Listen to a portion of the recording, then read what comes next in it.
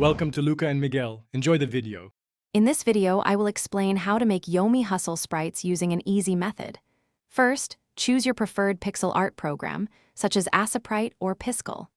Next, create a new canvas, ensuring each frame is 64 pixels wide and 64 pixels tall. It's crucial to maintain a transparent background for all your sprite frames. This initial setup is vital for a smooth workflow. Now, let's focus on designing your character. Keep the pixel art style in mind, ensuring your character has easily recognizable features. Develop distinct poses for every animation, such as an idle stance, various attack frames, and a clear hit reaction. Consistency in proportions across all frames, typically around 30 to 40 pixels in height, is key for a professional appearance.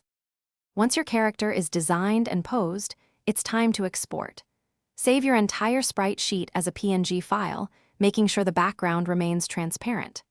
The total dimensions of your sprite sheet must be a multiple of 64 pixels, for example, 256 by 128. Then, simply drag and drop this PNG into the designated custom character folder within your Yomi Hustle game directory. Finally, it's time for testing and refinement.